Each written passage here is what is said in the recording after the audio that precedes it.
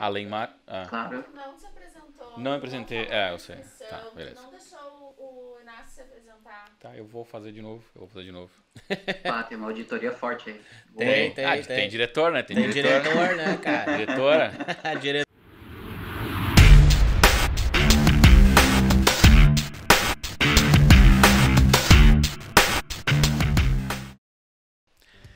E é isso, pessoal. Antes de começar a nossa conversa, não esquece. Vai no YouTube, clica em seguir, habilita o sininho que a gente vai lançar vídeo toda semana aí pra ficar sempre atento e acompanhar o Threadcast, beleza? Então, Yuri, conta aí um pouco de ti. Como é que tu veio? Então tá, e aí, Quando é que obrigado aí pela oportunidade. Essa iniciativa é muito massa. Acho que é super válida aí chamar pessoas de diferentes, vamos lá, culturas, lugares e, enfim, experiências, né? Cada uma tem a sua e isso é muito legal. Então, primeiramente, obrigado aí pelo espaço. E então eu tô aqui, né? Vou tentar mostrar um pouquinho da minha experiência, dos meus sentimentos, como foi essa mudança aqui para cá, né? Para Lisboa, Portugal. Então, estamos aí, vamos tentar expandir essa experiência para vocês aí. Beleza. Show de bola. Então, o que tu acha de contar pra nós, assim, como é que tu começou na carreira do TI? Tu tem Claro. Tu parece ser um cara super novo, tipo, começou ano passado no TI, como é que foi a trajetória pra ti? Então, eu tenho agora 29 anos, mas quando eu comecei eu tinha 17, vamos dizer assim. E aí tem o mesmo verdade, rostinho ainda, né, Yuri? Quase, né? Com um pouquinho inflado, às vezes menos, assim vai. Mas assim, eu comecei a mexer, como todo gurizão, toda pessoa jovem aí vai começar, vai pegando um computadorzinho, vai fuçando, e eu lá com 14 anos eu já estava trabalhando com isso.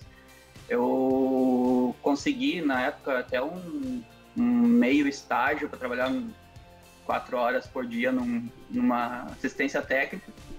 Isso aí foi o meu primeiro, vamos dizer assim, meu início na informática, e foi lá que eu peguei o gosto pela coisa, né? Eu gosto de resolver problemas, né? E então, com 14 anos eu fiquei um tempo lá, depois com 17 eu já fui para uma operadora, um provedor de internet, né? Inclusive tu trabalhou lá, né? Ah, sei qual é.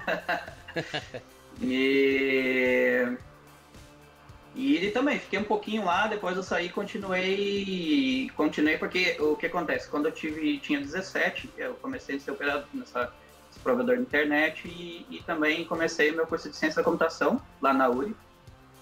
Eu sou de Santo Ângelo, pra quem não conhece. E então eu saí porque eu tive umas oportunidades de fazer pesquisa, né? E eu saí um pouquinho para me dedicar com isso. E depois disso foi um tempo aí que eu concluí a faculdade, daí conheci o Inácio. O Inácio me trouxe para trabalhar, começar a trabalhar no domingo, né? Pra lá, Eclipse, né? Mas foi quando tu veio para Porto Alegre já? Quando a gente trouxe aqui para Porto Alegre. Sim, ele me trouxe para Porto Alegre. E tu já estava formado nessa época? Eu tinha acabado de formar, eu tava fazendo uns freela por aí, e fazia aqui uns 6 meses que eu tinha me formado. E tua especialidade nessa época era Java. Tu é um javeiro. Sim, eu comecei com lá os seus JSF, lá, aquelas JSP. Só coisa boa. Só coisa legal. Só coisa legal. Essa história que o Yuri tá contando, cara, naquela época nós trabalhávamos numa outra empresa e tinha uma oportunidade lá, e o Yuri tava com sangue nos olhos, né? Saiu da faculdade, louco pra trabalhar. Eu falei, cara, vem pra cá que tem trabalho pra sempre. E aí ele veio. Tava se mudando pra cá, e eu falei, cara, olha só, nesse domingo eu vou ir trabalhar, porque nós estamos num momento aqui, ó, de correria, entregar o projeto. Eu perguntei, tu não quer ir lá junto? pra conhecer a empresa, já que tu vai trabalhar, né? Ele, Sim. vamos. Bora. Aí chegamos lá na empresa, arranjei um computador pra ele. Caceta e começa aí. Aham, e aí já mandamos código e tal, ele já começou a instalar uns negócios, já começou, ficamos lá, Já passou a senha do banco de produção. começou a trabalhar no Mais ou domingo, menos. cara. Me lembro, foi lá que conheci, né? Conheci o Bruno, conheci o Fábio Fux ali, né? Quem mais tava lá? O Mancha, o Move. Tava toda essa galera lá, né, ainda, né? O Move tá trabalhando com analista lá também. É, cara, pra te ver. E me lembro que era ainda um projetinho em multimódulo, Git Repositor, submódulos, era bem trabalhoso na época lá fazer a montagem dos projetos. E essa época é muito diferente de agora, como tu tá aí em Portugal? Nossa, muito, muito. E, bom, daí eu conheci o Inácio, nessa época eu fui morar em Porto Alegre, morei numa pensão por uns 2 anos e meio, depois eu aluguei um apartamentinho. Essa pensão era uma curiosidade, né? Eu tinha medo de que roubassem minha cerveja, né? Então, eu guardava a minha cerveja na pia, tá ligado? Eu tomava quente mesmo. Não sei se dá pra falar marca aqui, mas a melhor cerveja quente é Heineken. Então. Heineken é melhor cerveja pra se tomar quente. Eu não vou tomar nota disso aí. Me recuso a tomar cerveja quente. Não tento. E aí, bom, daí eu fiquei aqui, foi uns 3, 4 anos ali nessa empresa, né? E aprendi muito com o Bruno, com o Inácio, com a galera que tava lá. E pá, né? do JSF, do JSP, dos ZJBs, do WebLogic, do JBoss, do Tomcat, tudo isso aí, um pouquinho até mesmo de Jenkins, tudo isso aí contou, né? Guardei ali no meu início de experiência profissional. Muito bom, né, cara? Isso, hoje, desenvolver em Java é muito mumuzinho perto de Sim, antigamente, cara. Meu Deus do céu. Muito. Não, E pessoal, olha que quando eu entrei... pra fazer o famoso quando eu Hello entrei, World já tava era facilitado, centenas de né? linhas. Ah, tá louco, cara. É um insano. Mas é uma experiência super boa, cara, porque acho que essa complexidade, isso aí é o que faz a gente trazer as melhorias, né? Os novos patterns, enfim, isso que é bacana, assim. Claro. Quando começa ali Não, quebrando só isso pedra, também, tu vai entender a raiz do problema e aí, né, tu vai entender realmente o contexto todo, tipo, hoje o pessoal em Java lá tá lá no Spring Boot, fazendo aquela coisa cheia já de abstração, mas aí Cheio dá dos um pau no initializer. miolo ali e não sabe fazer, porque não quebrou aquela pedra no início lá, É. fazer aquele códigozinho na minúcia. É, cara, não dá pra pular etapas no nosso aprendizado TI, né, cara? Se a base tá fraca, uma hora vai fazer falta, Cara, vai pegar. Pra termos de pra produtividade, pra ser bem honesto pra vocês, eu quando eu saí da faculdade, eu não sabia debugar. Debug não existia pra mim numa ideia. Era um consolezão Eu não lá, um sabia. print. Nossa, eu fiz um intensivo ali em Porto Alegre ali. Debuguei tudo que tinha, né, cara? Tipo, depurar o código foi o que eu mais aprendi na época lá. Também, né, nessa época eu tive a oportunidade de trabalhar com sistema em produção, né? Quando eu fui para sustentação ali com o Guilherme Drago na época. Então, foi um aprendizado pra caramba, porque não só código, mas o fato de ter um pouquinho de tato para conversar com o cliente, entender um pouquinho das dúvidas deles, foi muito importante. Então, eu me lembro de tudo isso aí. É uma baita uma experiência que eu tive aí nesse tempo. E, claro, depois disso, eu entrei numa startup, fui convidado ali para trabalhar, e lá daí eu comecei a ter acesso ao Spring Boot. E não só com isso, mas na época eu já estava... Eu sempre gostei de Java, sempre gostei de back-end, mas eu tinha uma pulga atrás da orelha no sentido de entender como que eram feitos, como, além de ver JSF e um HTML, como que era, enfim, como que se funcionava esses chamados, como chegava isso no back-end. Para mim, como júnior na época, não tinha essa experiência, eu queria ver. Tanto que daí eu lembro que eu comecei aquele projeto, comecei um projetinho com Angular 1, eu tinha pouca experiência com Java, um pouquinho só de jQuery na época. E aprendi esse paradigma, e, enfim, acabou saindo fora, mas, enfim, foi uma época que deu para aprender bastante de JavaScript, alguns patterns, enfim. E depois disso eu continuei com essa matéria. Eu sempre fui uma pessoa, vamos lá, um desenvolvedor. Para mim, sempre é desenvolvedor, né? Olhando lá para o Craft, mas pode ser um full stack, pode ser quase um engenheiro de software, não falo engenheiro porque acho que abrange mais. Mas, e também nessa época aprendi muito, foi quando eu me envolvi com React. Também queria aprender, o Angular 1 estava sendo deixado de lado, né? O Angular 2 estava surgindo, e eu queria aprender um paradigma novo, mas que eu soubesse que não ia mudar tão cedo, e com isso eu comecei com React. Tive uma oportunidade de trabalhar com React Native na época, então entrei no mundo mobile um pouco, aprendi aí como fazer. Na época tinha uns pipelines para ser entregues ali, eu usava Firebase na época para entregar o aplicativo. Foi uma experiência boa também. E aí foi um pouquinho mais atualizada, tive o acesso a Spring Boot e React Native no caso. Aí foi uma fase que tu começou a separar o joio do trigo, né? Que é o front-end e back-end, né? Quando já do Angular 1 já tinha esse conceito de, não, vamos começar a separar, só consumir API e renderiza tudo SPA lá no front, né? Claro. O conceito de SPA era bem novo na época. Enfim, a gente começou uma arquitetura no projeto lá, quando eu comecei em Porto Alegre, que, vamos lá, a gente podia dizer que é SPA, mas a gente não tinha a experiência de fazer um SPA, né? Single Page Application, vamos lá, server-side rendering, tudo isso, mas logo de início, né? Então, nós íamos aprendendo ao longo do tempo, né? Eu lembro que naquela época, quando falava em web service, o pessoal falava muito em SOAP, né? Usava JB e coisa. E aí acaba que não utilizava REST, então tinha uma complexidade também de separar totalmente o front do back-end, né? De deixar mais simplificado. Mas graças a Deus a gente passou por essa fase. E já naquela época a gente já lia um pouco sobre o modelo de maturidade de REST APIs, né? Do Richardson, lá que o blog do Martin Fowler mostra. Naquela época a gente já lia, mas a gente pegava cada presentão assim no meio da produção ali. Esquece, isso aí não existia na época, mas a gente já tentava pelo menos empregar um pouco, né? Às vezes o servidor devolvia uns HTML renderizado lá, e aí tudo bem, vamos usar isso aqui, injeto no código, né? Tá, show. Mas que legal que o Yuri teve uma experiência bastante diversificada, né, cara? Back-end, front-end, mobile. É isso aí.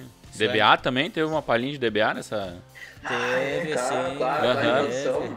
Nossa, tinha até esquecido. Escreveu umas procedures, Yuri? Nossa senhora, lembro. As procedures em produção, lembro. Tem uns jobs de PL aqui, tá afim? Eu posso ajudar alguém aí, pra assumir aí. Posso ajudar. É brincadeira à parte, mas foi também um baita conhecimento na época. A gente não tinha um modelo bem normalizado em entidade de relacionamento lá, mas deu para aprender bastante SQL na marra ali, nas templates, etc. Tá aí, a parte do DevOps, Yuri. Pra ser full stack tem que... Né, até DevOps tem que meter a mão. DevOps na época, quando eu atuava aí em produção, não era muito... Eu não tocava esse nome. muito em construção de pipelines e não tinha esse nome, né? Era Jenkins, pronto. É o cara do Jenkins. Só tinha o Jenkins e o cara do Jenkins. O cara do Jenkins, né? Eu sabia utilizar um pouco, alterar alguma coisa, mas na época não atuava muito. E isso é uma curiosidade que eu vou falar um pouquinho mais adiante a respeito do que eu tive aqui como experiência também. Bacana. E continuando daí, segui então nessa startup, aprendi bastante, tive essa pontinha de mobile, né? Cuidar um pouquinho dos recursos. Me lembro que às vezes eu começava a fazer uns loop lá para detectar GPS do celular, eu botava no meu Android, aquilo lá começava assim, o percentual da bateria. Fritava a bateria. Aí eu A vantagem dá pra fazer uma percebi que era torrada o com ele, né? gasto do recurso. Botava em cima do pão, fazer uma torradinha. Mas, tá louco? E aí, nossa, deu pra aprender bastante também naquela época. E, bom, eu nessa época, então que depois de um tempo eu fiquei na startup e eu conheci a Salt, né? Foi quando eu tinha mais interesse em querer entrar de volta pro back-end. Vamos lá, focar um pouco mais. Isso aí, meu. Te apoio, hein? Team back-end. Não, é chato. Só fica fazendo API, crude. Só. Sem graça. Essa é a parte mais fácil. E aí que eu conheci a Salt, né? O Chico aí me trouxe aí pra dentro da Salt. Foi onde que eu tive um pouco de experiência, foi pouco tempo, vou explicar depois, mas foi pouco tempo, mas que eu aprendi bastante sobre event source na época. Nossa, a arquitetura estava bem definida, aí tinha uma galera, aí tava o Inácio, aí tava o Drago, tava o Kabelinski aí, enfim, ajudando na arquitetura. Então, foi uma experiência muito boa. Foi onde eu peguei um pouquinho mais da stack Spring, um pouquinho mais atualizada, e tive mais contato com mensageria no uso de event-driven development, né? Então, foi uma experiência boa. Dado o que? Uns 6, 7 meses, teve uma época na minha vida ali que eu tava na startup, eu comecei assim, tô começando a ter uns contatos em inglês aqui, de recrutadores, né? Daí, vou dar um tiro na lua e vou tentar. Foi um dia que eu tentei e passei o meu contato de telefone para uma entrevistadora do RH lá da Polônia. Né? E eu comecei a conversar com ela e eu consegui desenvolver uma conversa, com o meu inglês tupiniquim, né? Mas consegui. E... Olha, às vezes esse inglês é melhor do que a gente imagina, viu? Pois, fica ali assim, segura, fala, já participei de uma reunião aí, meu, em inglês, que olha. E aí, nessa época também veio a oportunidade da Salt e eu conversei, continuei a entrevista para ver até onde eu ia, né? Na época eu conversei com o arquiteto lá, acho que o arquiteto era lá da China ou da Índia, uma coisa assim. E era para ir para Polônia e acabou que não deu certo lá, a entrevista não foi muito bem lá. Mas despertou o interesse daí. Ir pra Polônia deve ser complicado, né?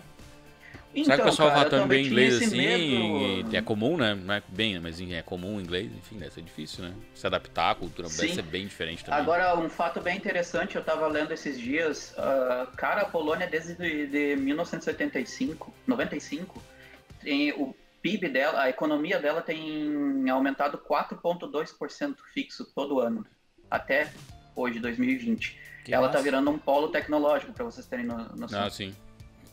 Então, o projeto que a gente optou lá, a gente tem os devs da Polônia lá.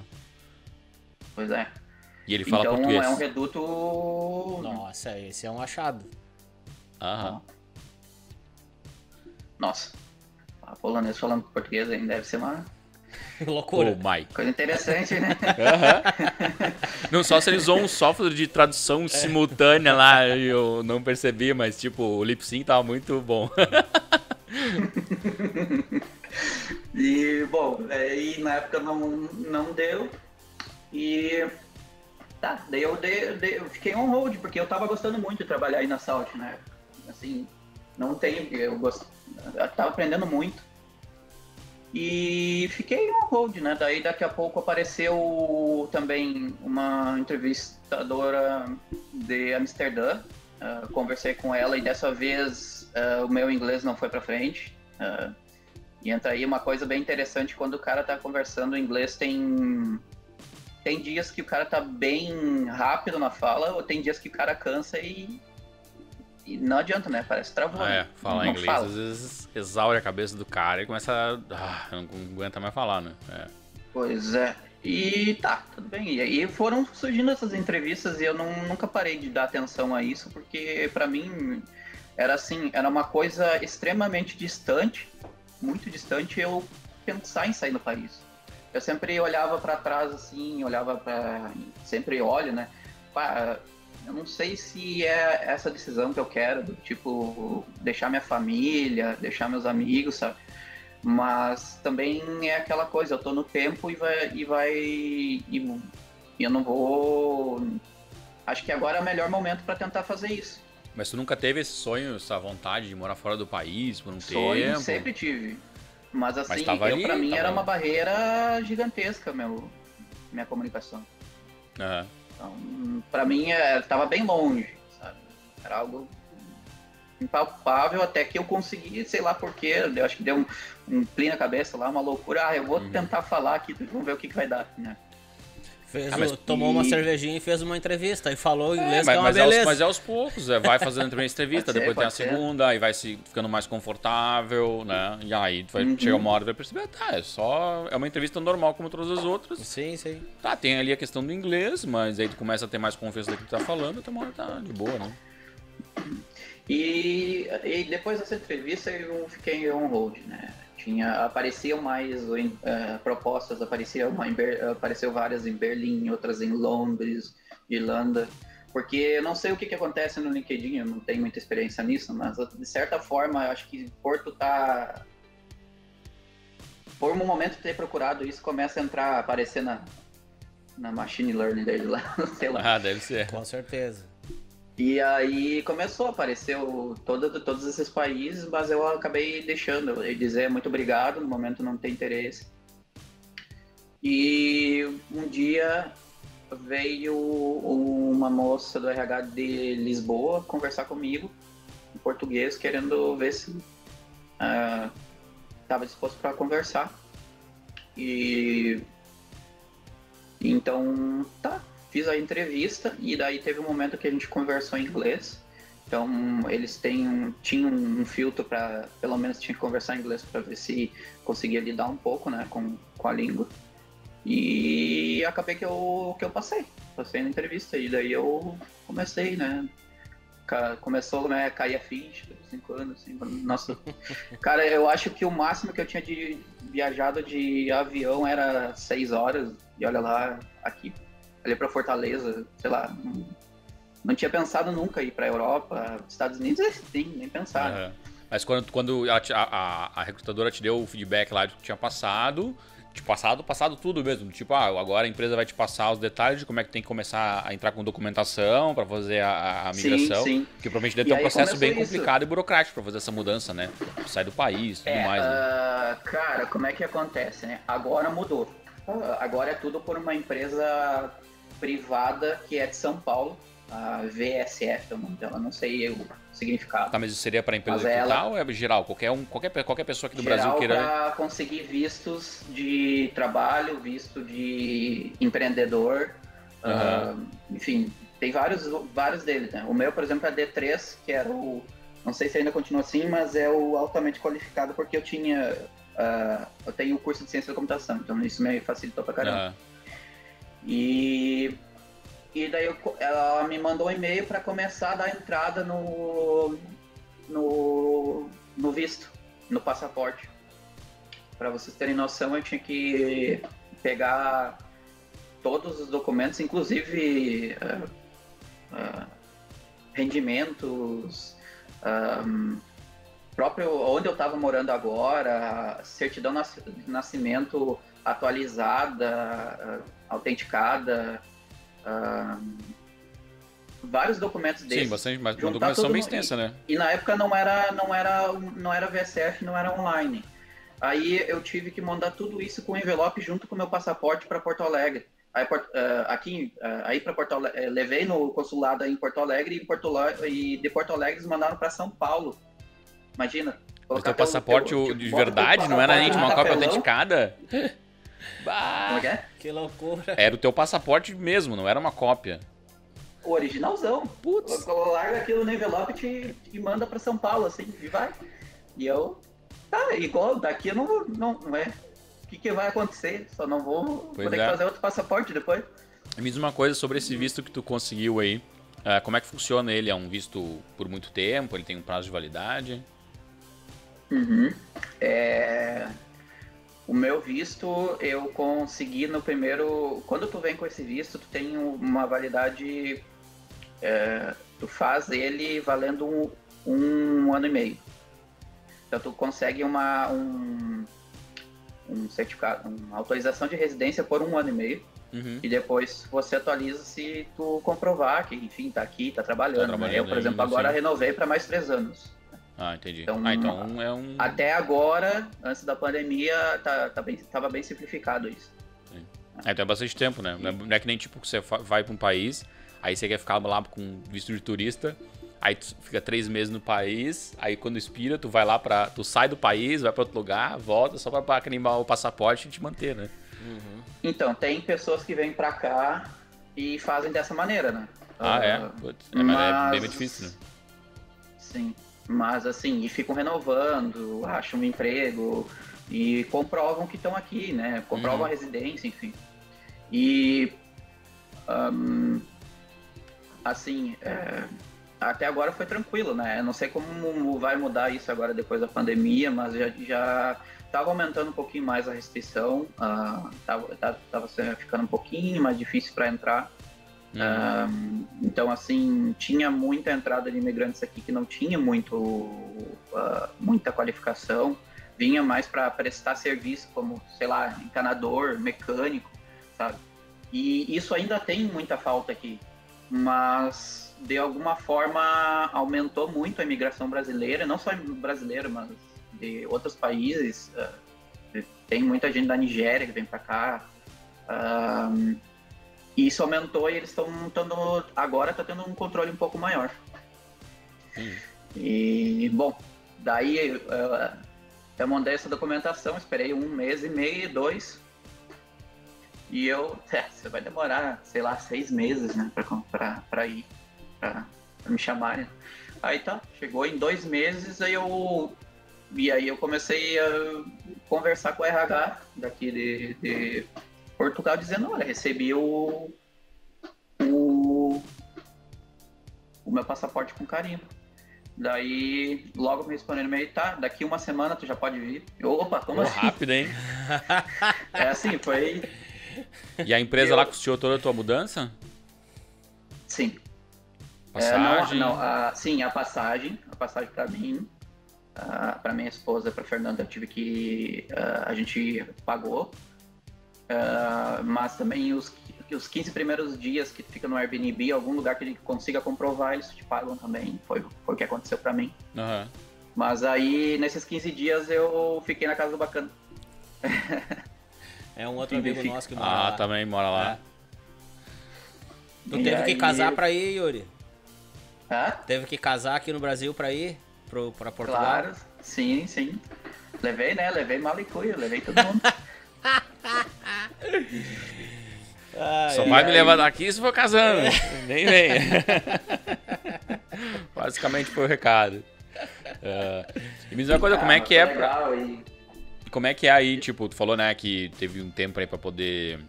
tu ficou num lugar, num Airbnb. E casa, como é que é pra ir pegar casa e... Boa pergunta. Cara, como é que aconteceu, né? Aqui a gente...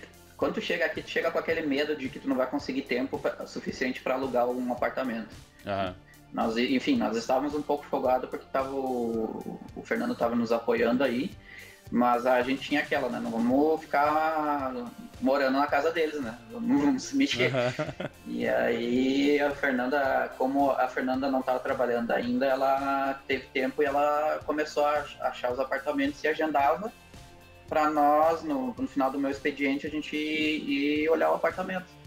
E a gente conseguiu só que conseguimos com uma condição, né? Eram 4, aqueles chamam de arrendamentos, né? 4 aluguéis adiantados, mais 3 calção. Então, imagina, isso era, na época, 800 euros cada aluguel. Nossa, então, nossa. Que facadinha. É uma grana. É uma grana, só que assim, isso é uma prática que tem muito aqui.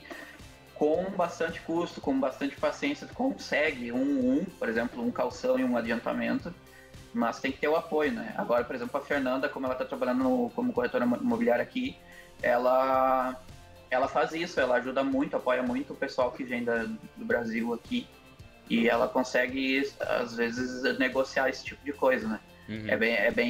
Na época que a gente foi, era um pouco difícil achar esse tipo de contato, sabe? Para conseguir conversar como eles dizem aqui, o dono do apartamento, o senhorio. Então, foi o que a gente fez, né? Foi o que a gente conseguiu fazer na época. Agora a gente já, por causa da pandemia, a gente renegociou isso e eles nos devolveram também. A relação é super de boa, assim, com o senhorio. Trocamos equipamentos, eles nos pagaram, então foi esse contato que a gente teve no início. E vocês moram na região mais central de Lisboa ou vocês moram mais nas áreas mais distantes? Eu sei que lá embaixo de Portugal tem essa coisa, né? Tipo, ali em Lisboa tem o centro, né? E tem os bairros mais afastados, né? Que são bairros periféricos, não é equivalente à periferia que a gente tem aqui, né? São bairros distantes, né? Sim. Assim, eu falo que eu moro em Lisboa, mas é que eu moro tão perto de Lisboa que eu digo que é Lisboa, mas é o distrito de Odivelas. O nome da cidade se chama Pontinha, a freguesia de Pontinha. É assim, por exemplo, do centro lá da Saldanha, que é o centro comercial, dá 5 a 6 quilômetros. Mas, por exemplo, o apartamento que a gente alugou fica a uma quadra do metrô. Né? A gente precisava, agora a gente comprou um carro, enfim. Mas, assim, e em termos de transportes urbanos, isso aqui nossa, é anos-luz diferente do Brasil, é muito bom de se locomover aqui, tem de tudo. Né? Então, é aquela coisa, é padrão pelo menos início do padrão da União Europeia, né? Tem metro, tem comboio, que é trem, autocarro, que é ônibus, enfim.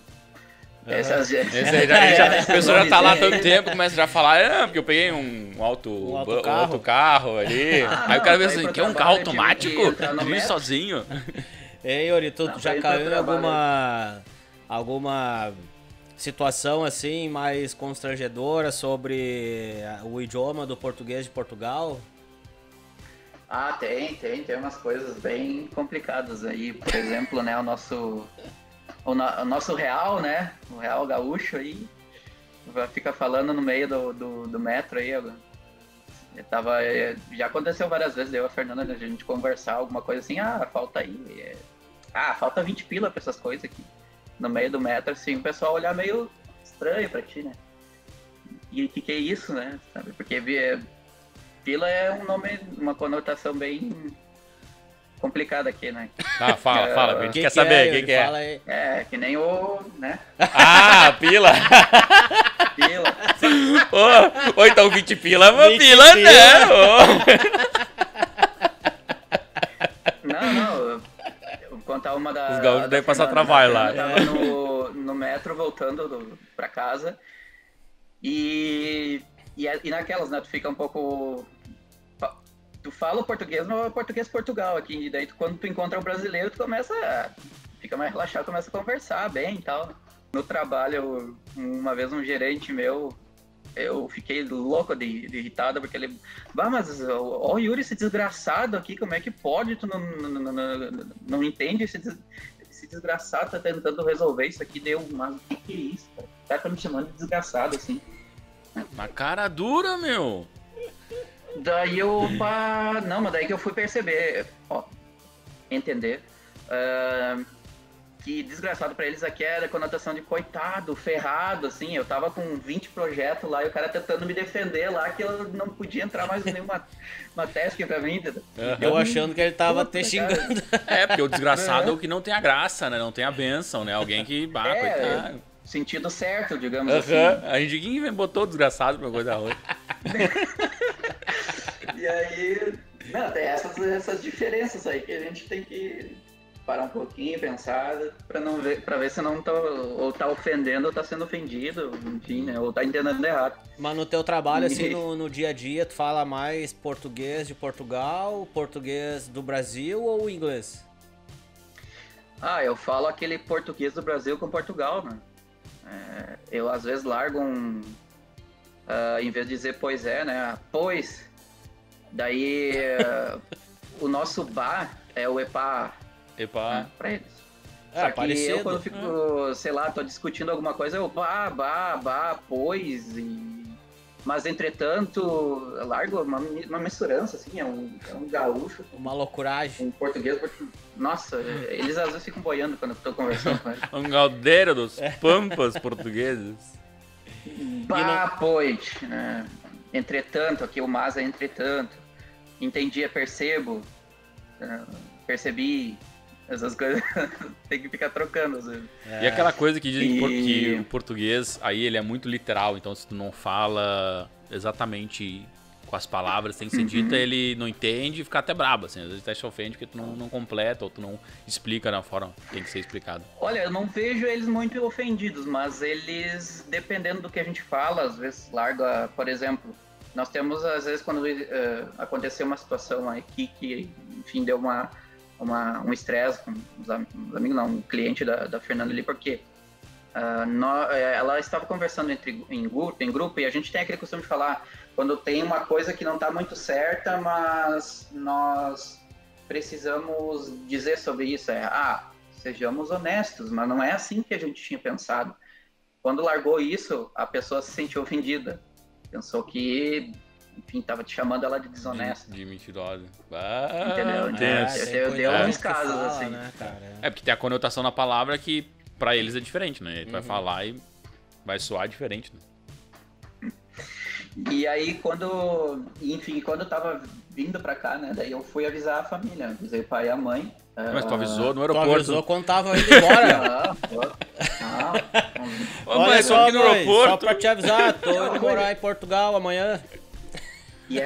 Isso era uma das minhas principais preocupações, assim, como eu diria isso pra família, né? O pai e a mãe, assim, eles compreenderam, claro, né? Sempre com aquela de tá saindo e tal. Mas foi legal porque, por exemplo, a mãe já pôde vir pra cá também, levei ela pra França legal. quando eu tive tempo, antes da pandemia, ele passear, entendeu? Então deu pra mostrar isso. A minha avó ficou extremamente feliz dizendo assim, e aí que eu descobri uma história. Uma das minhas avós, uma vez, teve uma proposta para vir para ir para Berlim para ser cozinheira, mas na época que tinha família e tudo, ela não resolveu ficar, né? E ela estria orgulhosa, assim, falando vai, voa, enfim, né? Foi bem legal. E aí, bom, daí aterrissei aqui, né? E cheguei na tal da Lisboa, conhecendo aqui, conheci um pouquinho do lugar, me encantei e já comecei a entender as diferenças, essa do sentido literal também. Tem que... o padrão de comportamento deles é bem diferente do nosso. Quando, por exemplo, sei lá, aí em Porto Alegre eu costumava falar alguma coisa, alguma ação para uma pessoa e ela sempre tinha aquela disposição de ser um pouco mais proativa e acabar fazendo além daquilo, sabe? Aqui, não só em Portugal, mas nos outros países, pelo costume, eles são bem literais, então tu tem que dizer tudo que tem que ser feito, sabe? E de preferência quando são tarefas relacionadas, enfim, ao âmbito profissional também, tenta manter isso por escrito. Então tem muito a cultura aqui do e-mail, né? Para manter as tarefas, para se ter tudo anotado. E essa foi uma das diferenças, mas não digo que é pró nem contra, é só o modo deles de ser. Até já me acostumei, mas para uma pessoa que é ansiosa, chega lá querendo fazer tudo e tu vê uma pessoa indo com mais calma e indo devagar, tem que aprender a lidar com isso. E, bom, botei os pés aqui, depois de um mês eu já vi que dava para andar, nossa, 1h da manhã tô andando aí com o celular ligado no meio da rua. Aquele medo de ficar olhando para os lados, aos poucos eu fui perdendo também, né? Que, enfim, tô andando aí no Brasil, Nossa, Ah, tem é. medo. Aqui em Porto Alegre, medo tu ter- principalmente. Tu anda com a tua mão na Ninguém no pega o bolso, celular na rua, né, cara? É né? complicado. E daí eu já comecei a sentir essas diferenças aqui. Como que eu vou dizer? A segurança é o... E sim, a qualidade de vida é bem diferente. Começa, embora não seja, como é que eu vou dizer, como a gente gosta de dizer, que o topo da gama da Europa é um país bem evoluído e já dá para perceber bastante diferenças, assim, logo para quem sai do Brasil, né? E como é que tá indo o teu trabalho atual aí, Yuri? Tá bem legal, cara. Como é que eu vou dizer? Eles... Bom, primeiramente, sobre processos, né? Primeiro tu me perguntou a respeito do inglês, né? Durante o dia a dia se fala muito português, normal, mas todos os nossos clientes são ou da Alemanha, ou da Nova Zelândia, ou da Itália, ou da Espanha, ou agora está entrando Estônia, eu acho. E então todo cliente que a gente precisa falar diretamente é inglês, né? Issues, enfim, código nem preciso falar, né? Isso, né? Eu já programei em português, né? Vai dizer que não coloca uma variávelzinha lá, variável. Né? Ou um método lá, get pessoa. Pois, então... Este código está uma pila. Não, daí... Bom, então o inglês é muito necessário. E mês passado teve, já dando um pouquinho para frente, teve uma reunião que se definiram mais papéis e eu tava lá com o meu nomezinho lá assinado como Tech Lead. Então, na verdade, eu sempre ajudei bastante as equipes aqui e por ser, já tá um pouquinho, né, nesse papel, nessa role, eu tenho mais contato com o cliente e, sendo bem honesto, agora eu sinto que eu preciso dar mais um aperto no inglês, treinar mais, porque a comunicação, mesmo que eu consiga fluir nas entrevistas e tudo, eu vejo que dá para melhorar, né? Então, é exigido, assim, quando se chega tá chegando nesse nível, já começa a se exigir mais, sabe? Quando ele já tá desenvolvedor, tem um pouquinho mais de camadas ali, analistas, enfim, o Scrum Master, não analista, Scrum Master, ele faz o papel de intermediário, mas agora estão me exigindo mais isso é bem interessante, eu gosto disso, porque enfim, eu lido muito com a experiência atual que eu tô tendo e essa é uma maneira de forçar a melhorar, né? E, bom, quando eu entrei, então, aqui na empresa, eu trabalho com um ramo de... É uma operadora de TV e internet, né? Quando eu entrei aqui... eu era encarregado de construir um front-end para um back-office. Foi aí que eu aproveitei o que eu tinha de React Native, fiz uma pequena aplicaçãozinha, uma SPA em React, um pouquinho de Redux, e larguei aquilo ali para a galera aprender. E foi uma coisa bem interessante, porque haviam outros ramos de projetos no setor que eu tô, que estavam empregando Angular e depois de uns meses aconteceu uma guinada para React. Então teve algumas, eu não entendo a motivação, mas teve uma guinada, uma volta para React e isso fez dar um pouquinho de vantagem no nosso projeto, porque já estava caminho andado já, né? E foi a primeira experiência que eu tive com uma aplicação Redux do zero. Então foi o que eu conseguia gostar, sempre gostei de falar, que tu consegue rebobinar a aplicação certinho e voltar, salvar estado e tudo com Redux. Isso foi uma coisa muito legal de fazer no início. Quando eu entrei, eles tinham se enganado e pensaram que era front-end developer. embora eu fiz o papel de front-end developer, entreguei lá e aí quem era o líder do projeto em back-end acabou saindo e eu assumi. E daí sobrou, enfim, daí eu comecei a fazer mais projetos em Spring Boot, principalmente em Spring Boot, em cima de um cluster Kubernetes. Na época eu também nem conhecia Kubernetes, nem Helm, nem Terraform. Já aprendi tudo isso aí também. Na época começamos com Helm, migrei tudo para Terraform. Implementei... De front, foi para DevOps. Tudo. Aplicações em... Tem que saber tudo, cara. Enfim, em Java. E diz uma coisa, tu tá ainda na mesma empresa ou chegou a mudar de empresa no meio do processo? Não, eu mudei, mas mudei para minha empresa. Eu abri uma, dá um pouquinho mais de liberdade financeira. Ah, sim. Porque, é tipo vamos uma lá, né? PJização, tu vende serviço para eles, assim, digamos? Sim, isso. Uhum. Ah, que bacana. Mas existia ali, se tem sempre aquela margem, né? E tá certo, é uma empresa de outsourcing, ela tem que ter estrutura e, por fim, tem uma margem. Eu tirei a margem e fiquei diretamente com o cliente contratou diretamente a mim. E nesse meio termo também não tinha pipeline, então eu aprendi Kubernetes, fiz implantação Terraform, subi um Jenkins com plugin do Kubernetes lá para fazer os deploys todos dentro dos pods, dentro do deployment, dentro de um EKS, eu ia falar um EKS, aqui é capa. K é capa. EKS. EKS. E lidei, então, enfim, lidei com isso, o que mais?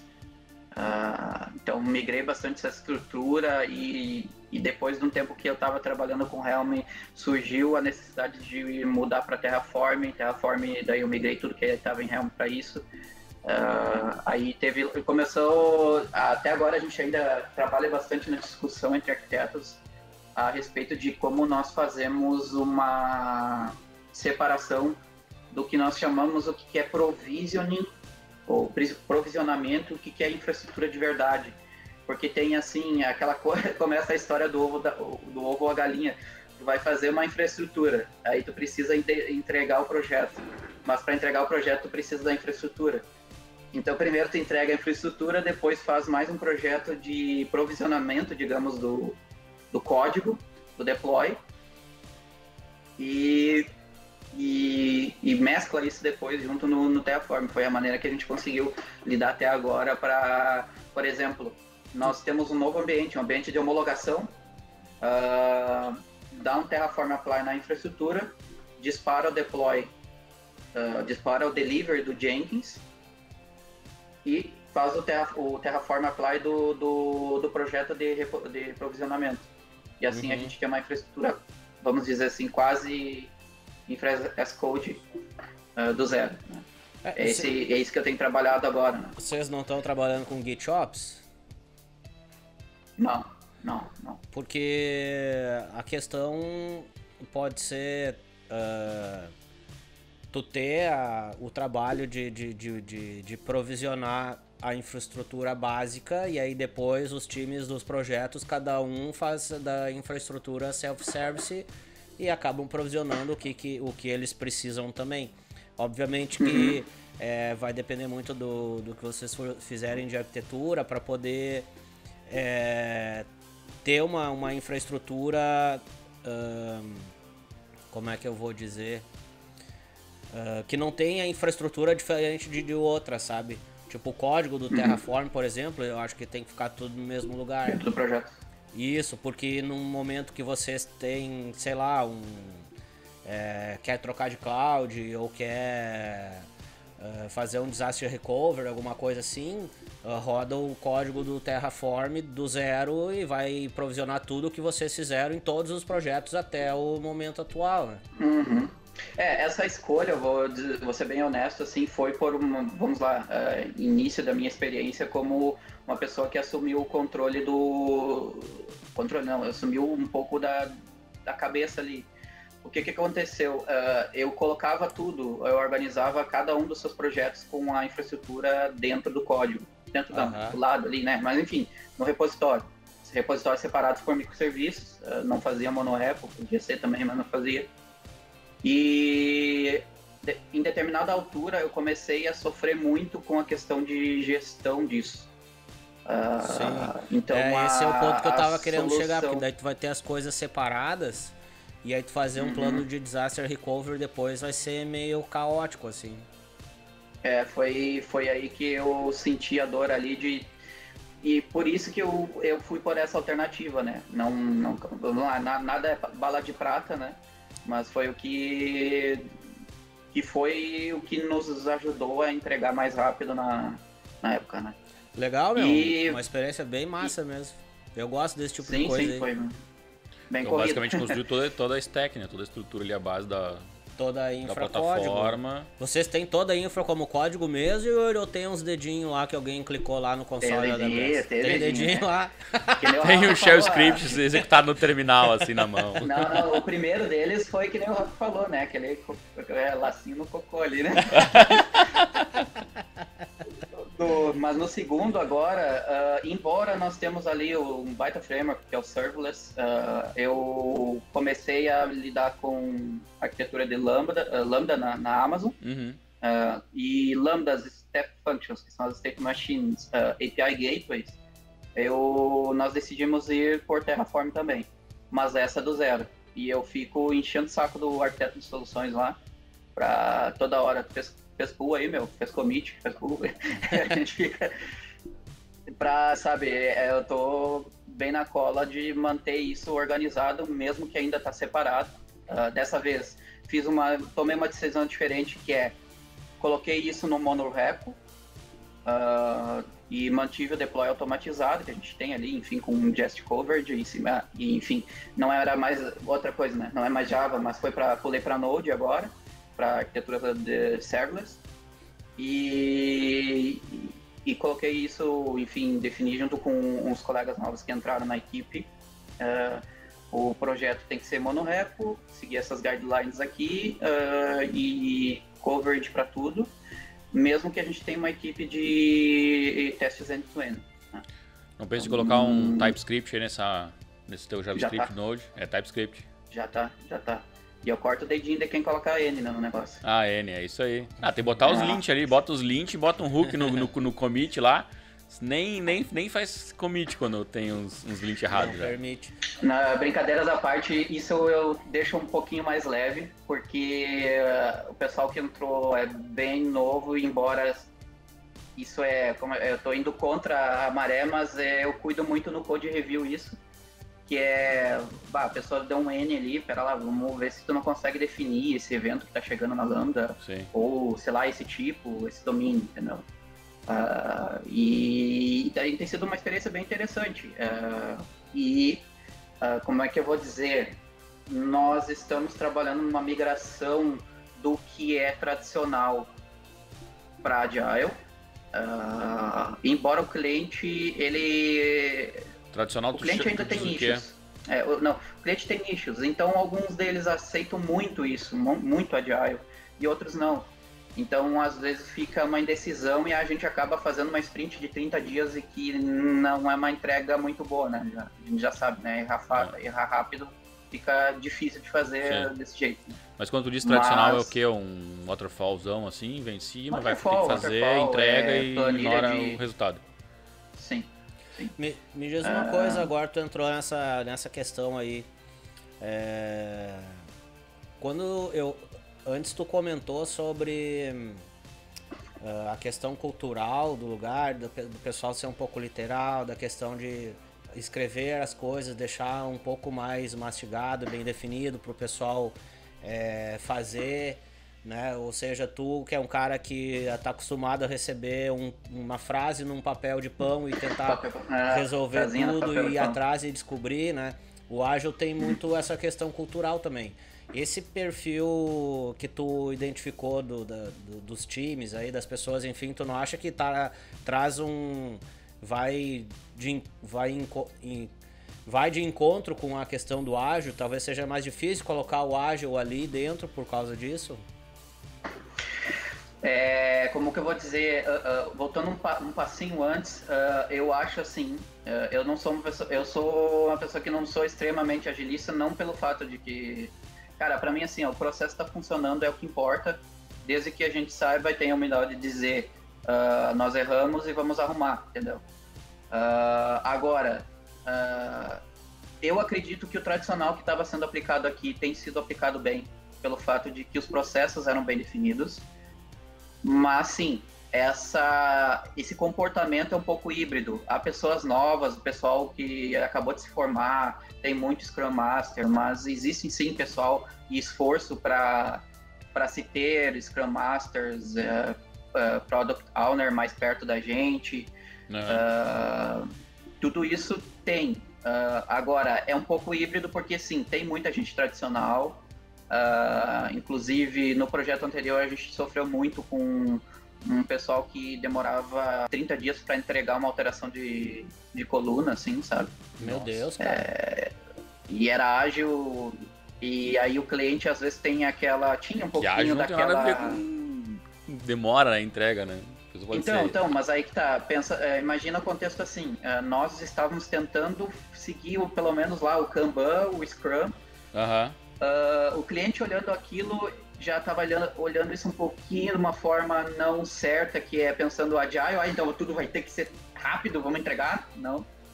E ao mesmo tempo tendo outras equipes fazendo esse gargalo, entendeu? Então a gente teve um trabalho grande aí, e não meu, mas enfim, do baita de um Scrum Master, de um gerente de projetos, que estava junto aí para lidar com isso. Então tem isso ainda. Agora, eu vejo que, por exemplo, na equipe que eu tô agora, o pessoal tem cuidado mais para fazer... Enfim, a gente chega a fazer grooming, a planning, nós estamos... Eu como... Assim, eu não vou dizer líder, mas eu como colega, chego do lado do cara e diz assim, tu tem dúvida, cara, vai lá e enche o saco do cliente, sabe?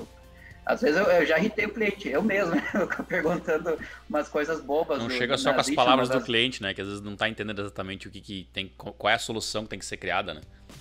Mas por exemplo, pra mim, assim, o pormenor que a gente chama aqui, o detalhe, já é uma coisa que às vezes eu não quero ter a decisão de ter que fazer isso depois de novo, alterar. Eu prefiro ir falar com o cliente e ver o que ele entende. Por exemplo, mensagens de erro no tratamento dos eventos foi uma coisa que eu fiquei batendo a tecla com eles semanas e para se ter um padrão, assim, além dos status codes, que tipo de corpo da mensagem, payload que tu quer responder, sabe? Coisas que, tudo bem, isso poderia ser uma decisão minha, mas eu sei que no final... quando um outro third-party vendor for consumir a nossa API, ele não vai falar com a gente, vai falar com o cliente, e o cliente vai nos mandar alterar, entendeu? Então, esse tipo de coisa, essas nuances tem que se lidar bastante.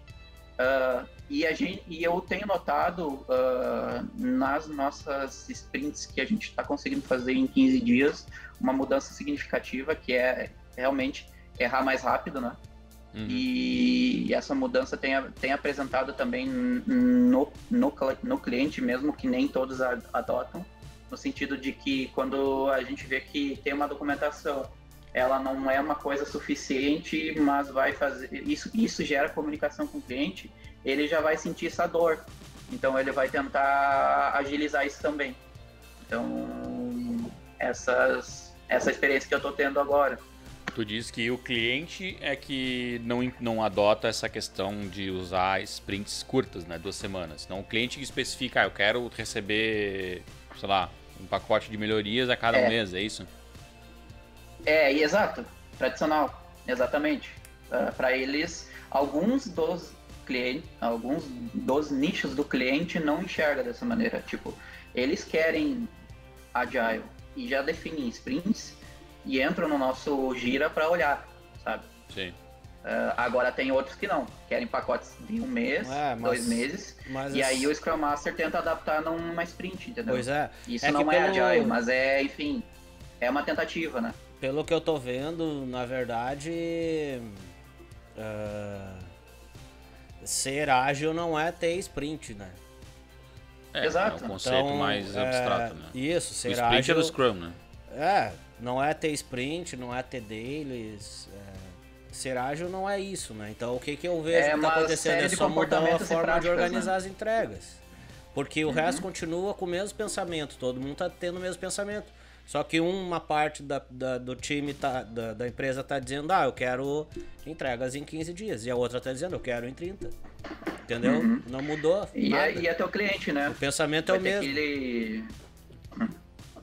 E levando para questão de tudo vai, eu tenho na minha cabeça que tudo vai, esse modo como de mudança sempre é capaz de ser blindado pela capacidade técnica do time no nível de práticas e comportamento. Isso, então são habilidades técnicas e soft skills, né, Yuri? Não é só as técnicas, né?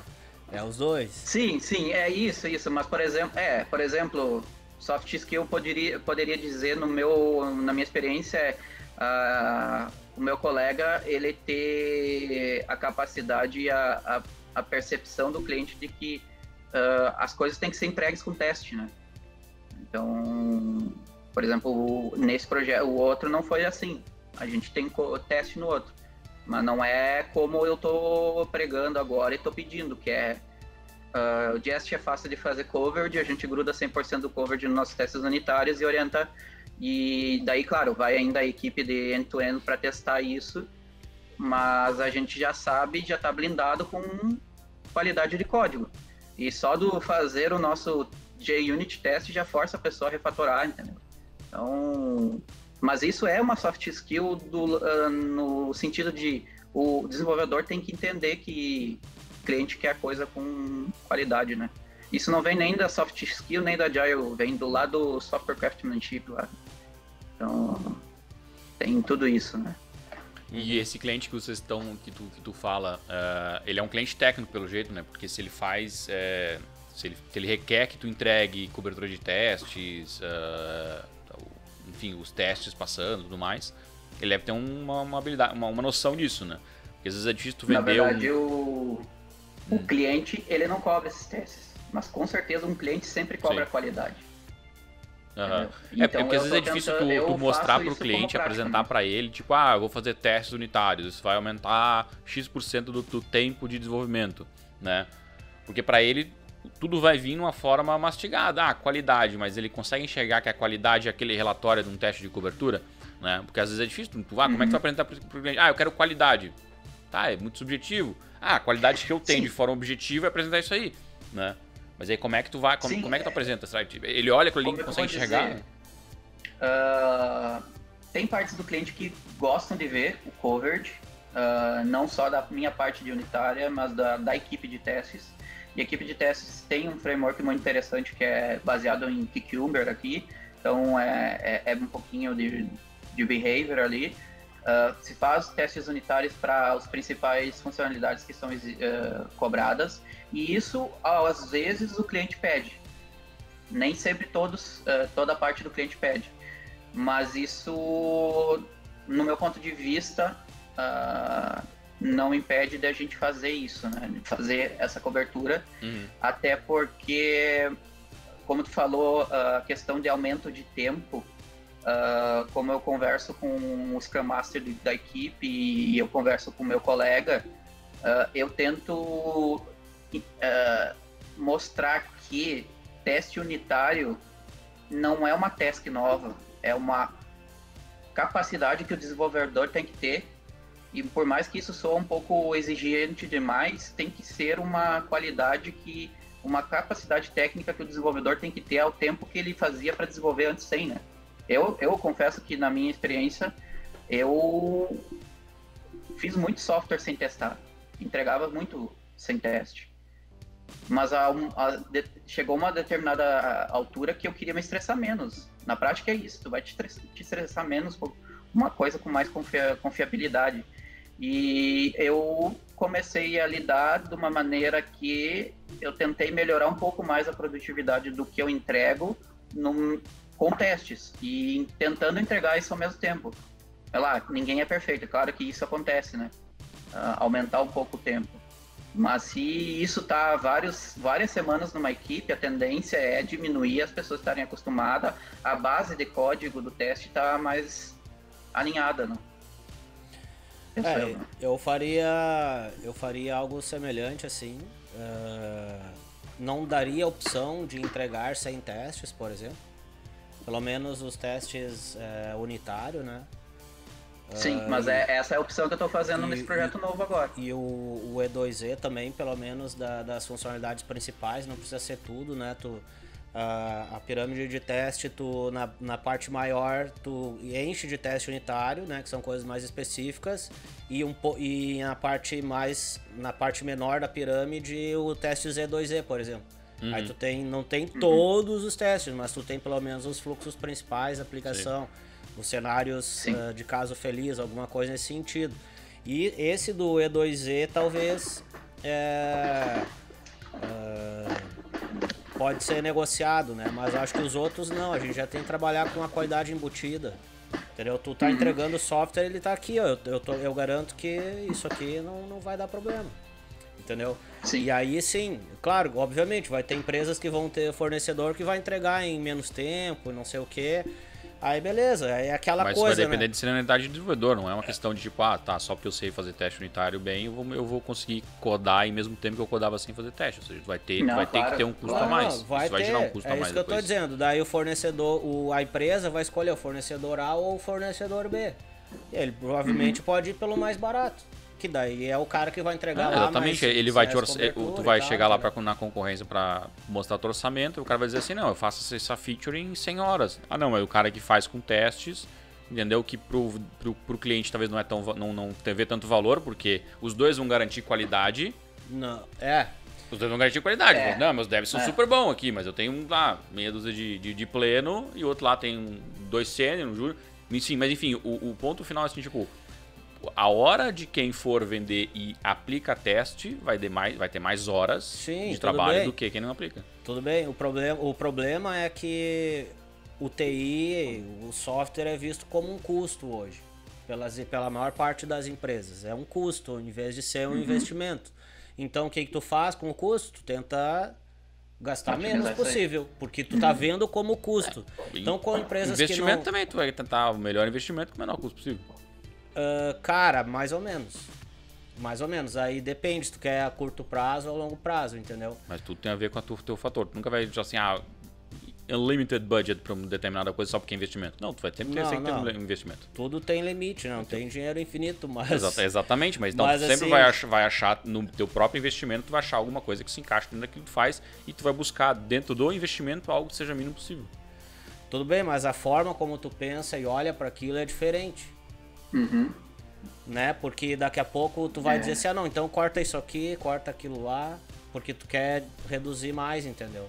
Em vez de tu ver como algo que vai te ajudar depois... Exatamente, mas esse é o ponto que eu tava falando. Nem todas as empresas enxergam o teste unitário, ou aquilo que é tecnicamente visto por quem é desenvolvedor, algo que agregue qualidade, como algo entregável, como um valor agregado que aquilo ele vai fazer com que isso seja maior. Por isso que porque se ele não enxerga, aí ele vai entrar naquele processo, mesmo que seja investimento.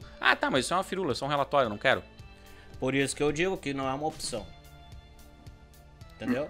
Tu já entra, tipo, isso não é uma opção. A gente entrega software assim. O cara que faz móvel planejado lá, ele diz assim, nós entregamos assim.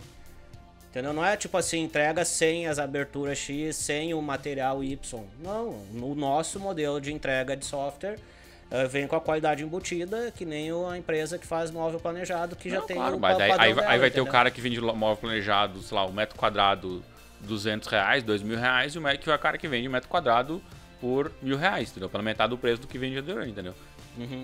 Se tu olha para os dois e diz assim, o outro só diz que tem um método de qualidade XPTO, e o outro diz eu tenho qualidade, só diz eu tenho qualidade.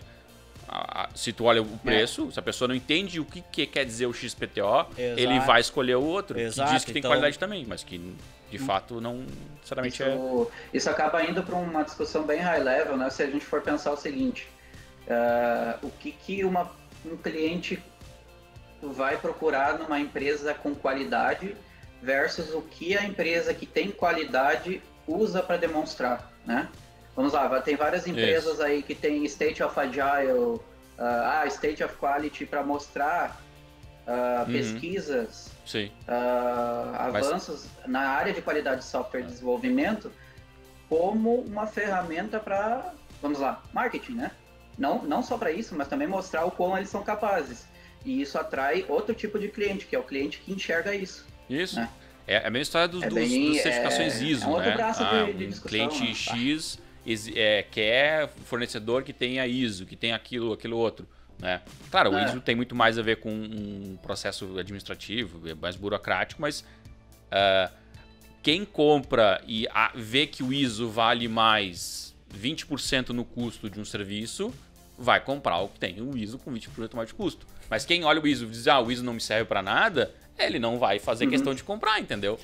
Cara, isso é bizarro. Se tu não acredita que o ISO gere resultado final, tu não vai pagar 20% a mais por um serviço porque tu não acredita no ISO. Hoje as grandes empresas fazem, agora meio que esqueceram um pouco disso, né? Mas agora é o Gartner, né? Se tiver no Gartner, o Gartner vale, não é nem 20%, né? É 200% aí vale mais caro. R$600 a hora lá que a empresa te cobra. Já entra em outras drogas, né, Biara? Tem bimodal. Mas aí que tá. O Gartner tá ali por uma função. Se as pessoas enxergam o Gartner como algo que dá valor agregado pra tua empresa, pro teu código, pro teu serviço, ele vai comprar. Cara, mas não é tão simples assim o Gartner. Tem mais coisa por trás, As pessoas compram? Cara. E aí, vai explicar como? Cara, quem paga mais, né, cara? Porque vê valor no Gartner. Quem paga mais... A gente pode achar que não tem valor, mas quem tá comprando vê valor. Não é isso. É que existe uma cultura por trás de poder culpar alguém. Não é só simplesmente o valor, entendeu? É uma outra coisa. Que é além disso também. Por exemplo, assim, eu preciso implantar uma ferramenta aqui. Eu vou pegar um compliance do não sei o que é indicado lá no Gartner. Mas beleza, eu não vou mexer nisso, que não é problema meu. Se der problema, culpa é deles. Tipo assim, eu não quero assumir responsabilidade. Por isso tu paga mais caro. E por isso que a hora é bem cara. Então, aí tu explicou exatamente o valor que a pessoa detecta ao olhar o Gartner e diz o seguinte, a culpa não vai ser minha, esse de merda. Isso. Pronto. O valor, achamos o valor. O valor eu posso mudar com alguém. Exato. Não, que assim, no ponto de vista da empresa que vende software, pelo menos eu penso assim, é um filtro, né? Talvez aquela empresa que vende esse produto, vende esse serviço ou software, quer achar um cliente que procura por esse tipo de nível, né? Sempre vai ser um filtro. Eu imagino assim. Mas como tu estava falando ali, né, sobre os testes que tu tenha implementado, né, e a gente entrou nessa discussão longa sobre o valor que tem o teste ou não, o valor que tem até coisas maiores, né? Caramba, e aí tu estava falando desse processo de tu apresentar para o cliente e de falar sobre os ciclos ali, né? Então, acho que pode continuar, de repente, a falar um pouco mais sobre esse processo do cliente, né? Como é que está sendo para vocês aí. Mas eu queria tocar num assunto que é o seguinte. Dessa experiência que tu já teve em Portugal, quais são as principais diferenças que tu vê em relação aos métodos de trabalho, as formas de trabalho, cliente, tudo mais que tem aqui no Brasil? Entra muito nessa da diferença cultural. Aqui, o que acontece? Eu não isso para mim é uma diferença, tá? Não é uma crítica, nada disso. Eu falo assim, eles pensam muito... como é que eu vou dizer assim? Eu sou um desenvolvedor, gosto muito de informática e eu sou aquele tipo de cara que depois das 6 da tarde, daqui a pouco, eu fico animado, pego uma cervejinha e vou lá tentar codificar uma coisa que eu não sei, entendeu? Aqui a cultura, às vezes, não... Cultura é o bem-estar da vida deles, entendeu? Então 9 horas entrou, 6 horas da tarde terminou. Então, não tem... se filtra muito, entra muito pouco assim no perfil daquele tipo de pessoa que está dentro para inovar e vai tentar assumir um pouco mais de responsabilidade na equipe. Sabe? Esse tipo de perfil é um pouco mais difícil de achar aqui, existe. Sim. Mas essa é a principal diferença. Agora, quanto a processos, vejo muito tradicional. Já trabalhei até numa época como freela para Londres, ali era Agile, era um Kanban, mas a gente tinha contato com o cliente direto, era legal de se ver. Então, assim, tem empresas e tem empresas, umas delas são muito atualizadas, outras não. Vejo que o tradicional ele é usado na ponta da língua aqui, sabe? Não é... Vamos lá, temos o waterfall, mas não é meia boca, sabe? Tem todo o planejamento, o gerente de projetos tem uma organização, vai lá, desde o Visual Basic lá no Excel, com todos os pontos que ele tem que elencar, até o final a entrega. Mesmo com essas falhas, tem a execução do processo tradicional, do waterfall. Não cheguei a ver RUP aqui não tem iterativo, mas um cascata eu vi bem executado, não, executado. E vamos lá, na minha experiência eu já tive algumas situações que não foram bem executadas e foram uma correria. Claro que isso tem empresas, como eu disse, tem empresas e empresas. Talvez isso, com certeza, exista no Brasil, não é uma grande diferença. O que eu mesmo vejo é essa. Aqui o pessoal preza muito pela qualidade de vida, no sentido de, às vezes, tem algumas pessoas que levam isso muito além do né? Muito além do que deve ser e acaba não assumindo muita responsabilidade, e isso...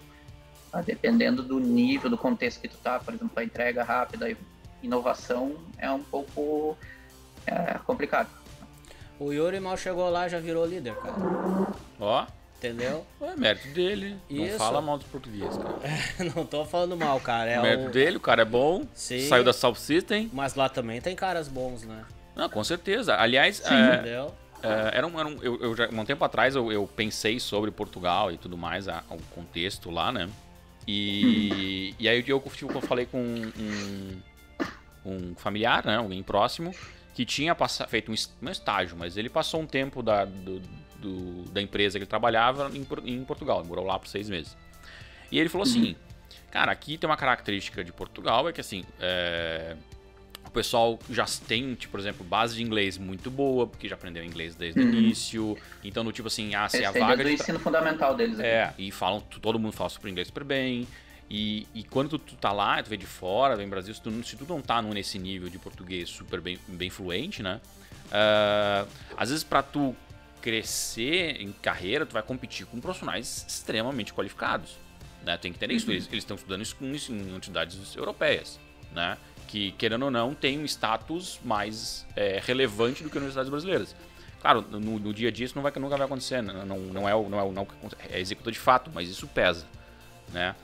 E aí a ideia foi assim, tipo, tá, né? Tipo, pô, como é que vai se destacar? Como é que vai ser a diferença, né? Portugal tem essa característica, né? Para vocês terem uma visão aqui, a maioria dos meus colegas tem mestrado concluído. Claro que aqui o mestrado é um pouquinho mais rápido. Junto com a Oi, vocês estão ouvindo? Desculpa, sim, pode. Estamos ouvindo. Okay. Junto com a faculdade, eles concluem com, não sei, acho que 2, 3 anos, já fecham um mestrado junto, sabe? É a licenciatura deles. Sim. Cara, o que eu noto aqui, eles estudam muito pra caramba, pelo menos a galera que eu trabalho, assim, eu vejo, assim, quando eles prezam muito, pelo menos na empresa que eu estou prestando serviço, eles prezam muito pra certificação e quanto aquela pessoa estudou. Então, cara, tem uns mama certificado aqui que quanto é AWS, Azure, Cisco, tudo, sabe? Tem todos. Tu te apavora. Tem uns Scrum Master aí que fez umas 10 certificações, mas vamos lá, é um investimento de tempo, né? E o pessoal investe muito nisso aqui. Legal. Então assim, Yuri, agora trocando um pouco de assunto, nós estamos para finalizar. Só queria ouvir um pouquinho de ti sobre o que tu vê pro futuro aí na tua carreira, tua vida. Então, cara, eu tô aqui tentando estabelecer aí uma organização pra gente ter uma casinha daqui uns dias aí. Daqui uns Rápido, Nossa, esses bom, dias hein? lá. Tá bom, hein? dias, hein? Ô, louco. Nossa, 1000 por hora. E aí, também eu penso como futuro profissional seguir esse path aí que eu tô. Foi legal que eles estão reconhecendo essa parte de tech lead, embora eu seja que entendo que tech lead também tenha que lidar bastante com planning e outras coisas. Eu tô mais como um intermediador na questão de decisões de tipo de estrutura vamos seguir para projeto em Node, vamos colocar TypeScript, não vamos fazer teste, não vamos colocar Java, enfim. Então eu tô seguindo esse path, continuo tentando ele. O dia que eu tiver abertura, eu vou tentar abertura e também ter mais. Eu acho que assim, é tudo tempo de organizar a vida. Eu também vou querer seguir na arquitetura de software, né? Sigo esse path. Um pouco liderança, um pouco arquitetura. É um bom caminho, hein, Yuri? Não, tem muito já, tem muito já. E sigo nessa, pro futuro é isso aí. Legal. E aí, saudades do Brasil? Alguma coisa aqui do Brasil? Ou tipo, vou contar uma pra vocês, cara. Eu tenho aqui, sabe que a principal saudade também de comida é o churrasco, né? as barbaridades! Como é que não ia sentir saudade do churrasco? Não, e eu, Fernando, uns amigos nossos aqui que também são de Porto Alegre. Não sei se você conhece o Inácio, o irmão do Guedes ali. Que trabalha no Sicredi. Não lembro. De gente fina. Enfim, aí a gente, uma certa altura, a gente foi no Parque Monsanto. O Parque Monsanto é uma espécie de uma reserva, um parque florestal que tem aqui no meio de Lisboa. É lindo pra caramba ali. Dá pra fazer trekking, dá pra andar de bike por dentro lá, é bem legal. E nós sabemos que lá tem churrasqueiras. Eles têm churrasqueiras nos parques aqui, chamados parques de merenda. E eu, né, seco por uma carnezinha, fui no início da pandemia. Cara, isso não tava fechado nada, o pessoal tava andando. Nós fomos lá e eu seco pra fazer uma carnezinha. Abri minha churrasqueirinha. Aí eu vi assim, e era um lugar bem arborizado, assim, e eu vi que os lugares estavam bem secos e tal, né? Tem até bastante lenha aqui pra fazer, né? Só que eu vi que tinha uma placa na churrasqueira dizendo Covid, na churrasqueira, que era Covid não usar aqui. Eu pensei, tá, mas eu tenho a minha churrasqueirinha, comprei uma por 15 euros ali no mercado. Eu tenho a minha churrasqueirinha e coloquei no chão ali, comecei a fazer, né? E eu pegando aqueles galhos secos, bonitos ali. Aí. E isso que eu vi que um cara tinha acabado de terminar. Tinha terminado o churrasco dele, então pode, né? Comecei a assar assim, daqui a pouco apareceu 2 carinhas lá com uniforme azul e tal. Chegou lá os guardas. Cara, olha, recolhe isso aí. Esse é um aviso, na próxima vai ser uma multa, né? Uma multa é uns 300 euros aqui, porque é época de queimadas, entendeu? Pois que tava tudo seco lá e eu... Ia cair uma fagulha naquele mato seco, eu ia botar fogo no parque inteiro. Aí a gente ouviu aqui no Brasil a notícia, brasileiro bota fogo no parque em Lisboa. Quase isso, cara. E aí, recolhi, né? E o seguinte, né? Não é apagar foguinho, nada. Tem que pegar o litrão d'água, largar em cima e molhar tudo a churrasqueira. Ficou aquela lambança toda. Tudo na caixa e foi embora. Mas os caras foram bem camaradas. Um deles ainda, a gente começou a comentar, né? No bar, a gente não sabia, desculpa, né? Começou a largar os bar, né? Para é gaúcho, né? Sim, como é que sabe? Não, eu já conheci uns amigos gaúchos e tal, lá de Porto Alegre. A gente é de Porto Alegre. Os gaúchos sempre vem aqui no parque da fazer churrasco e a gente corta o barato deles.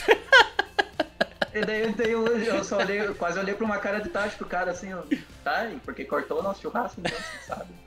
É meu hobby. E o pior de tudo é ele falando assim, cara, melhor assado que eu já comi foi esse tal de costelão 12 horas. Eu falando, costelão 12 horas, costelão, eles falam aqui. Então o cara até sabia isso. Só faltou falar, então deixa eu assar aqui, né? Mostrar pra eles. É isso aí. É isso aí. Que legal a história. Valeu, Yuri. Obrigado por compartilhar a tua história aí. Tá? Quando vier voltar pro Brasil, Nossa, passar sim. um tempo aí, liga pra gente, a gente vai lá tomar uma A cerveja. gente faz um churrasquinho pra ti. A gente aqui. faz um churrasco pra ti, um Claro, costelão claro, 12 horas. vai ser um prazer É aí. isso aí. Isso A aí. gente fala com o Pisato. Pisato libera lá a chácara, a gente vai pra lá. É isso aí. Então, esse é assunto interno. Feito, pessoal. Obrigadão aí pela participação de todo mundo. Obrigado por ter assistido esse vídeo. Essa conversa que foi fantástica aí com o Yuri lá em Portugal.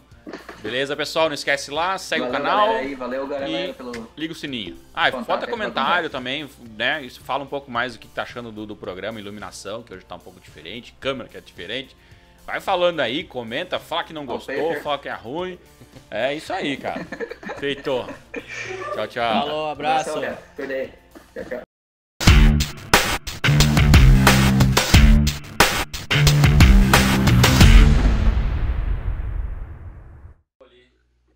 E E aí? aí, ele? Ah, tu tinha saído, Yuri?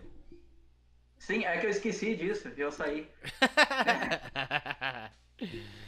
E aí, meu, o que tu achou, Yuri? Ah, cara, foi massa, né? Fluiu.